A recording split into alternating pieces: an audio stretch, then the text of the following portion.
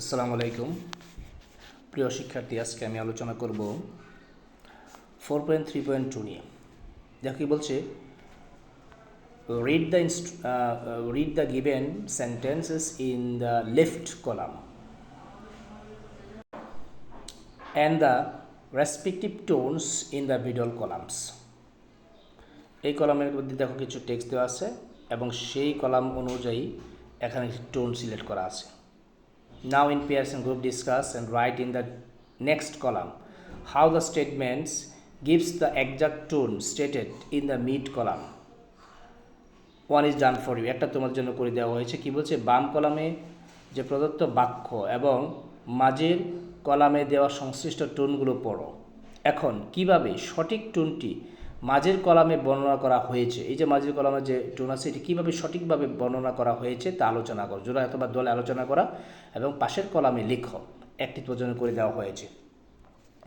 আমরা দেখি কী বলছে, the joining a club or extracurricular activity can help you develop new skills and make friends. কোনো ক্লাবে যোগদান করা বা এক্সট্রা কারিকুলার অ্যাক্টিভিটিতে যোগদান করা, সেটা তোমার যে নতুন স্কিল অথবা বন্ধু তৈরিতে কীভাবে তোমাকে সাহায্য করবে, এটা হচ্ছে পারসুয়েসিভ। আচ্ছা, here the writer inspires the readers. Persuasive মানে কোনো কিছু প্ররোচনামূলক কোনো কিছু এরকম। তারপরে সে এখানে রাইটার কী করে ইন্সপায়ার করলো দ্য রিডার, লেখক পাঠককে টু জয়েন এ ক্লাবে জয়েন করার জন্য, ওর এক্সট্রা কারিকুলার অ্যাক্টিভিটিস অথবা এক্সট্রা কারিকুলার মানে তোমার কারিকুলার বাহিরে যে কাজগুলি সেগুলি। And it explains the benefit of joining club or extra curricular activity. ক্লাবে জয়েন করার যে উপকারিতা সেটি নিয়ে আলোচনা করছে, মানে এটা একটা প্ররোচনামূলক, এটা জনক। সো আমি তোমাদের জন্য বাকিটির জন্য একটা খসড়া উত্তর তৈরি করে রেখেছি, তোমরা দেখো। এখানে দেখো, এক নাম্বারটা তো আমরা অলরেডি পড়েছি। 2 নাম্বারটা হচ্ছে please ensure that your assignments R submitted on time. যে নিশ্চিত করো তোমার অ্যাসাইনমেন্ট সময় মতো কী করা হবে, সাবমিট করা হবে। সো এটার টোন হচ্ছে কি, যে formal. Here the writer uses polite languages. এখানে রাইটার একদম ভদ্র ভাষা ব্যবহার করেছে। And emphasises the importance of submitting assignment on time, এবং সময় মতো অ্যাসাইনমেন্ট সাবমিটিং করার গুরুত্ব দেওয়া হয়েছে। ওকে, এবার 2 নম্বরে দেখো, guess what I got an A plus in SSC examination. চিন্তা করো, আমি যে এসএসসি এক্সামে পেয়েছি, মানে ইনফর্মাল, এটি কোনো ফর্মাল নয়। Here the writer casually shares the achievements of an A plus in SSC. যাও, এটা একটু লেখা বলেছি, বুঝে নিও তোমরা। যেখানে রাইটার যে তার এসএসসি যে এ প্লাস পেয়েছে সেটা কী করেছে, তার এক্সপিরিয়েন্সটা শেয়ার করেছে, সেটা ইনফর্মাল। তারপরে 2 নাম্বার দেখো, I will never forget the day I went on a thrilling roller coaster ride at the amusement park. একটা পার্কের মধ্যে আমি যে রোলার কোস্টার উঠেছিলাম সেই অভিজ্ঞতা আমি কখনো বলবো না। এটা হচ্ছে কি ন্যারেটিভ, বর্ণনামূলক, সে কী করেছিল এটা। হিয়ার দ্য রাইটার রিকাউন্ট মানে মনে করা, স্মরণ করা, the memorable experience of going on a thrilling roller coaster ride. Thrilling roller coaster যে সে তার অভিজ্ঞতা সে করে সে মনে করলো। এইবার দেখো কি বলছে, when I think my favourite hobby it brings me joy and helps me relax. যখন আমি আমার প্রিয় হবির কথা মনে করি, এটাকে আমাকে রিল্যাক্স দেয়, আনন্দ দেয়। রিফ্লেক্টিভ, প্রতিফলনমূলক, স্মরণ করে দেওয়া। Here the writer contemplates the joy and relaxation brought by thinking about his favourite hobby. এখানে লেখক একটু ধ্যান ধরেছে যে ওই রিল্যাক্সেশনের কথা বা আনন্দের কথা যেটি কি হয় তার ফেভারিট হবির কথা চিন্তার মাধ্যমে যেটি আসে। F number, on my birthday, the heartwarming surprise from my friends made me feel grateful and loved. আমার জন্মদিন বন্ধুদের কাছ থেকে যে উষ্ণ অভ্যর্থনা সেটি আমাকে বিস্মিত করেছে, আনন্দ দিয়েছে, ঠিক আছে, গ্রেটফুল করেছে। এটিকে emotional, আবেগময়। Here the writer emotional tone is conveyed as the writer expresses gratitude and love for the heartwarming surprise from the friends. এই টোনটা কি বহন করে, ইমোশনাল টোন বহন করে, কারণ এখানে রাইটার এক্সপ্রেস করেছে তার কৃতজ্ঞতা, ভালোবাসা, হার্ট ওয়ার্মিং সারপ্রাইজ তাদের বন্ধুদের কাছ থেকে পাওয়া। তারপরে দেখে বলছে should students be allowed to have cellphone in class, স্কুলে কি স্টুডেন্ট সেলফোন ব্যবহার করবে, করা উচিত? There are strong arguments both for and against it, এটার পিছনে শক্ত যুক্তি রয়েছে এটার বিরুদ্ধে এবং পক্ষে। এটা কি কন্ট্রোভার্সিয়াল, মানে একটি আলোচনা বিষয়, তর্কমূলক। Here the writer statements takes a controversial tone, এখানে রাইটারের এই স্টেটমেন্টটা একটা তর্কমূলক টোন, আলোচনা বিষয় নিয়ে আলোচনা করে। ওকে, তারপরে দেখো কি বলছে, এই সময় I don't think the weather will clear up for our outdoor field trip study tour, it's has been raining all, আমি মনে করছি যে আমরা যে স্টাডি ট্যুর যাবো বা আউটডোর ট্রিপে যাবো সেটার জন্য আবহাওয়াটা ভালো হচ্ছে না। এটি একটি পেসিমিস্টিক, মানে নিরাশাবাদ। The pessimistic tone is reflected in the writer's doubt, এই পেসিমিস্টিক টোনটা প্রতিফলিত হয় লেখকের সন্দেহ প্রবণ সেন্টেন্সের মাধ্যমে। About the weather cleaning up for the outdoor trip field trip due to continuous rain for continuous trips, okay, এই যে নিয়মিত যে continue rain due to continuous rain, নিয়মিত যে চলম সব বৃষ্টি হচ্ছে, এই জন্য তাদের এই ট্যুরের ব্যাপারে তারা কি নিরাশাবাদ। তারপরে সে I don't tolerate anyone disrespecting me or my friends go away, আমি আমার বন্ধুদেরকে আমাকে অথবা আমার বন্ধু কেউ যদি কেউ ডিসরেসপেক্ট অসম্মান করে সেটা আমি সহ্য করবো না, চলে যাও, এটা অ্যাগ্রেসিভ, আক্রমণাত্মক। Here the writer firmly declares their tolerance intolerance for disrespect, যারা অসম্মান করবে তাদের প্রতি সে তীব্র কী করেছে, যে অসহিংসতা দৃষ্টিভঙ্গি প্রকাশ করেছে। Instructing someone to go away, কাউকে বলছে তোমরা চলে যাও। How does the internet work, কীভাবে ইন্টারনেট কাজ করে? I am really curious about the technology behind it, এটার পিছনে কী টেকনোলজি রয়েছে সেটা আমি জানতে চাই। কিউরিয়াস, এটার টোনটা কি? Curious. The curious tone is displayed here as the writer expresses a genuine interest in understanding the technology, technology বোঝার ক্ষেত্রে তার যে জেনুইন ইন্টারেস্টিং রয়েছে সেটি সে খুব জানতে চায়, এই জন্য এটাকে কিউরিয়াস।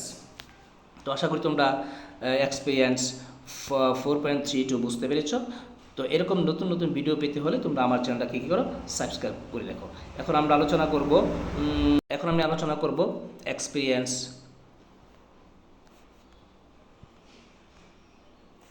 হ্যাঁ দেখো যে আমরা আলোচনা করবো যে 4.3.3 নিয়ে। Now read the following note on author first, প্রথমে এই অথর সম্পর্কে নোট আছে বলছি সেটা পড়তা, অ্যান্ড দেন টেক্সট, তারপর টেক্সট সেটা পড়তা। Letter group and pairs answer the following question, কিছু প্রশ্ন সে গুরুত্ব দিতে বলছে। আমরা পড়ি notes on the author. Jane Austen 1775 to 1887 was a famous English author, সে ছিল একজন বিখ্যাত ইংলিশ যে লেখক, রিনাউন্ড ফর হার মাস্টারপিস, তার বিখ্যাত একটা বই আছে, সেটি কি দেখো, তার একটা বিখ্যাত বই হচ্ছে যে প্রাইড অ্যান্ড প্রিজুডাইস, এই বইয়ের জন্য সে বিখ্যাত। Her stories beautifully capture how people behave, তার স্টোরিগুলি সুন্দরভাবে তুলে ধরেছে কীভাবে মানুষ আচরণ করেন, ইন্টারেক্টেড আন্তঃক্রিয়া করে ইন দ্য 19th century 19 শতকে। With her clever humour and careful observation, তার এই যে চতুর হাস্যকর অথবা যে সতর্ক পর্যবেক্ষণ। Austen's books are still love today, অস্টিনের গল্পগুলো এখনও মানুষ ভালোবাসে। She is considered a classic writer, সে ক্লাসিক রাইটার হিসাবে সে বিবেচিত হয়। হু আন্ডারস্টুড সোসাইটি ডিপলি, যে সমাজকে গভীরভাবে বুঝতে পেরেছে। অ্যান্ড রোড স্টোরিজ, এবং সে কী করেছে, স্টোরি লিখেছে দ্যাট আর ট্রুলি স্পেশাল, যা বিশেষ। Pride and Prejudice by Jane Austen is a classic novel, এটি একটি নভেল দ্যাট এক্সপ্রেসেস সোসাইটি, যেটি সমাজকে তুলে ধরেছে। ম্যানার, আচার-আচরণ, and relationship with wit and charms, আনন্দ মানে সম্পর্ক, হাস্য এবং মজার মাধ্যমে। এবার দেখো এখানে একটা নোট রয়েছে, আমি নোটটি বলছি, নিচে আবার কিছু প্রশ্ন আছে, প্রশ্নগুলি আমি তোমাদের জন্য তৈরি করেছি, আগে আমি নোটটা পড়ছি। Mister Collins was not a sensible man, mister Collins একজন যুক্তিসঙ্গত একজন ভালো লোক ছিল না। And the deficiency of nature had been but little assisted by the educational society. তার মধ্যে প্রকৃতির অভাবে, তার মধ্যে অল্প শিক্ষা এবং কি সমাজের প্রতি যে মানে সে অল্প শিক্ষিত হতে পেরেছিল।